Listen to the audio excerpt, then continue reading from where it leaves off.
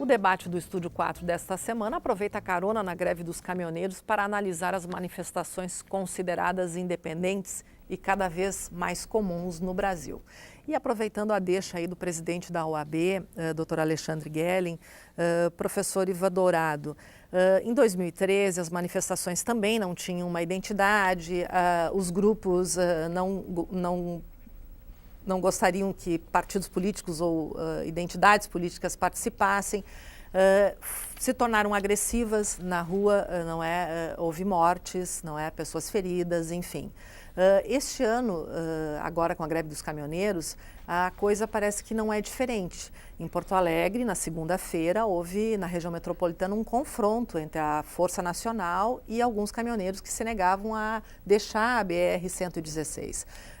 O senhor acha que isso, por que acontece ou está descambando para isso novamente? Eu acho que é interessante a gente, de repente, debater do ponto de vista de uma crise de representatividade política. Talvez isso seja um ponto mais profundo para entender a realidade.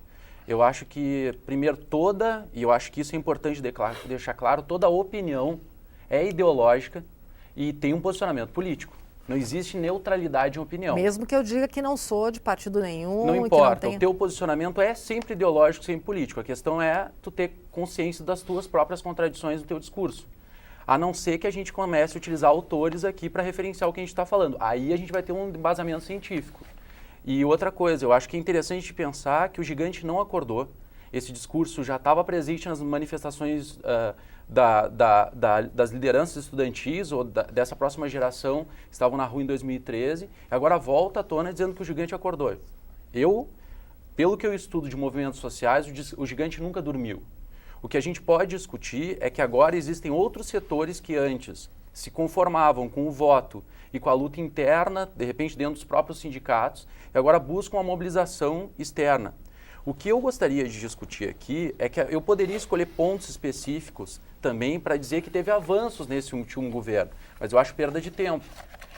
Acho perda de tempo por quê? Porque quando a gente faz essa oposição, a gente fica discutindo quem é mais colorado ou quem é mais gremista, uma discussão quase como uma polaridade do futebol. E eu acho que nós, que estamos buscando uma análise mais ampla da realidade, a gente precisa, por exemplo, perceber as contradições do que está acontecendo agora. Eu acho que é interessante discutir até que ponto que a gente está vivendo é uma greve, que aí tem representação sindical, tem unidade, tem objetivos claros do que está sendo buscado e existe possibilidade de negociação. Ou se é um lockout, algo que tem interesses de setores privados, de empresas, que têm interesse em que isso ocorra no Brasil. E na sua opinião, o que é? Eu acho que é cedo eu me posicionar nesse sentido, mas eu aponto para uma questão. Se ocorrer uma negociação, que a meu ver, muitos dos pontos, a gente está regredindo do ponto de vista do trabalho do caminhoneiro.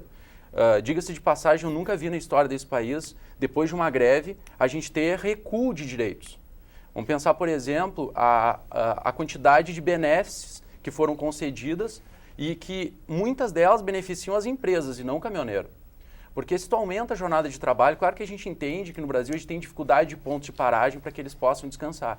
Mas quando tu permite 10% mais sobrepeso nas estradas, tu permite que o trabalhador trabalhe mais do que aquele tempo que a gente discutiu, que tem é uma lei conhecida como Lei do Descanso, que instituía que o trabalhador da estrada, o caminhoneiro, e isso inclui outros, para evitar que ele ficasse tomando rebite, destruísse a sua saúde psicológica e mental, a gente agora tem um retrocesso nesse sentido. E o que me assusta, porque ao mesmo tempo a gente deveria estar lutando, e nas minhas aulas eu gosto de falar de forma mais romântica, que é um chofer de caminhão, ele é responsável por fazer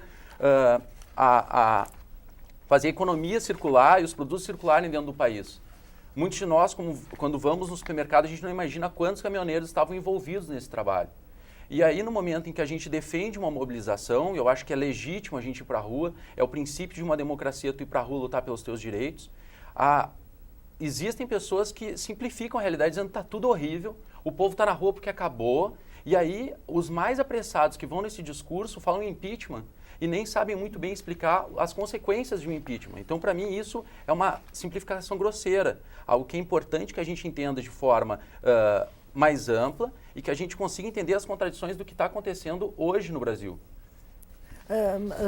As manifestações, vamos chamar de manifestações e não uma greve, dos caminhoneiros, elas também geraram outras manifestações de outros segmentos.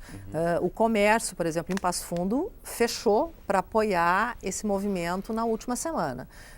Você acha que pode haver outras manifestações de outros grupos a partir dos caminhoneiros? É possível, professor? Eu acho que é possível. Agora tem uma questão bem interessante. Se a gente usar como objeto de reflexão as redes sociais, por exemplo, a gente vai perceber que existem estratégias das redes sociais que são absurdas. A gente vê, tem um caso, eu não lembro o nome da cidade, depois eu recupero e falo, o prefeito se colocando nas redes sociais dizendo que o dos caminhoneiros não funcionou. Agora vão mudar de estratégia para parar o Brasil. Aí eu fico pensando, a lógica do desabastecimento, que é danoso para todo mundo, mas principalmente quem precisa do acesso ao alimento e é dono de um pequeno mercadinho. A gente tem uma contradição muito grande, que é quando a gente simplifica a realidade e joga no Facebook porque a gente não foi contemplado na última eleição. E isso, para mim, não é democrático. Isso é antidemocrático e beira uma mentalidade golpista, que para mim não tem nada de democrático. O que a gente tem que lutar, e aí a importância de centrais sindicais que têm uma unidade, é que ali a gente tem objetivos claros de avanços e não de retrocessos, que colocando fim a uma democracia. Isso para mim é preocupante. Orlando, você acredita que os sindicatos e as centrais sindicais estariam vivendo uma crise de identidade? Estão comprometidas?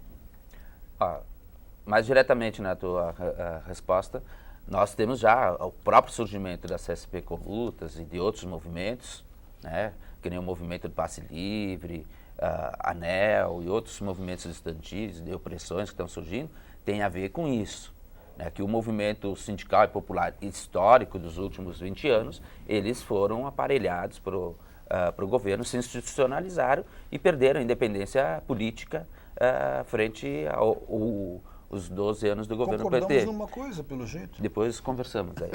Mas, primeira coisa, inclusive para falar do Amantino aqui, dos outros, primeira coisa que tem que deixar para a população, claro, não existe independência. Todo mundo tem um posicionamento político, tem um comprometimento e dá uma direção.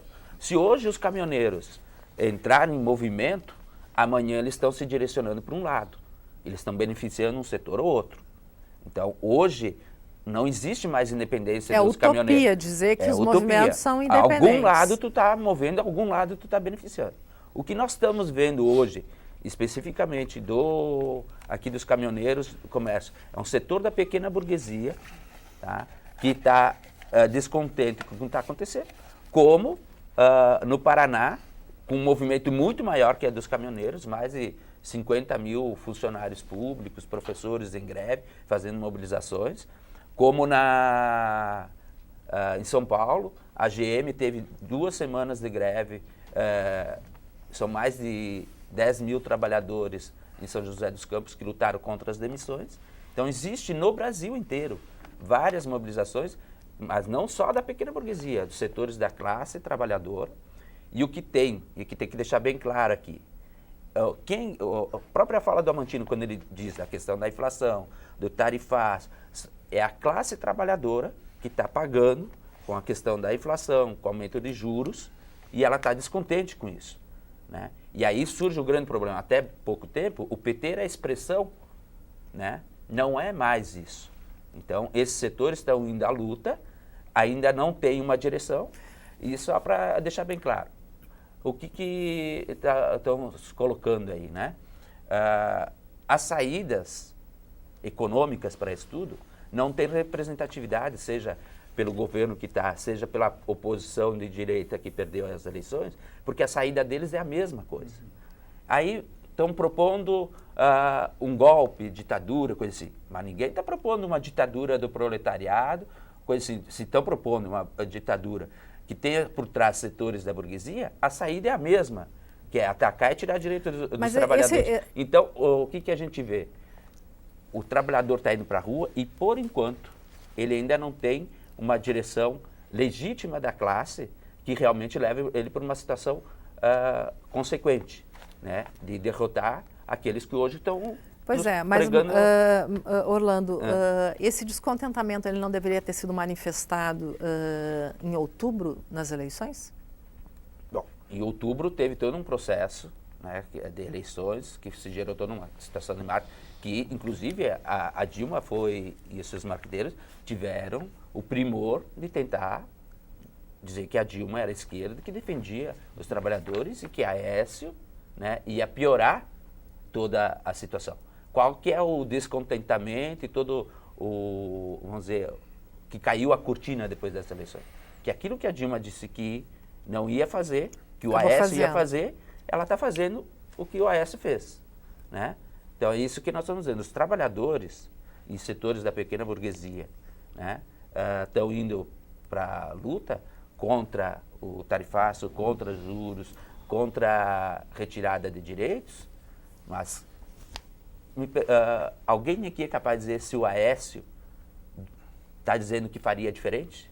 Queria atender? Não. Muito pelo contrário. Está bem quietinho, né? Ele, por exemplo, não está defendendo o impeachment, porque não tem ambiente legal para isso, né? O Temer, para botar o Temer. Legal. A senhora acha, professora Mantino, tem ambiente legal para impeachment?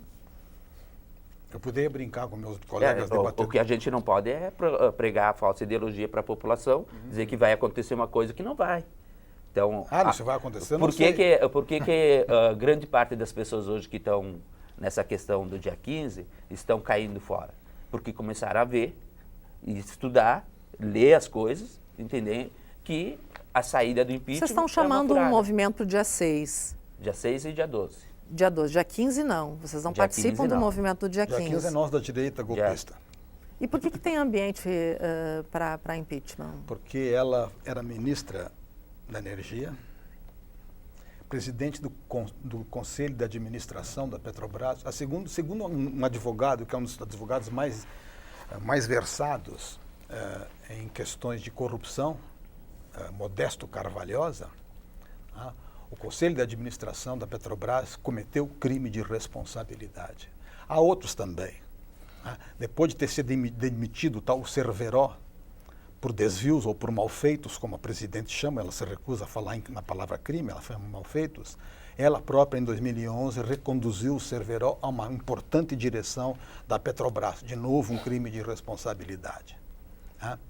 E, além disso, o aspecto político também ressaltado aqui pelo Orlando, não é? Que foi o estelionato eleitoral. Se elegeu dizendo uma coisa, acusando o adversário de que iria fazer isso, fazer aquilo.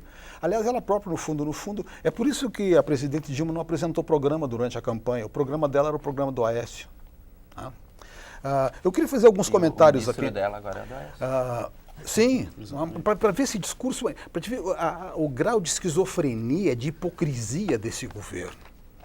Aliás, eu não sei como é que o Levi aceitou.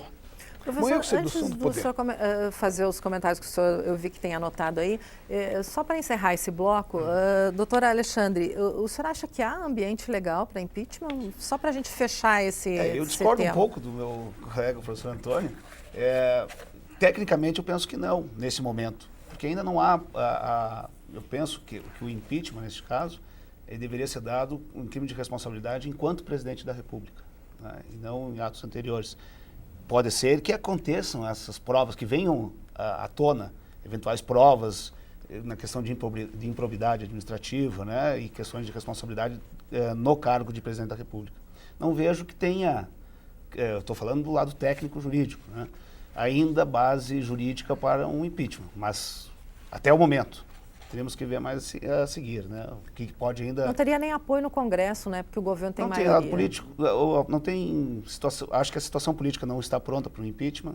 E outra, nós falarmos em impeachment 3, 4 meses depois de uma eleição direta, eu não vejo, até na questão social, eu acho que seria muito prejudicial à democracia. Eu vejo mesmo essa preocupação que eu tenho com relação à cultura do nosso povo, né?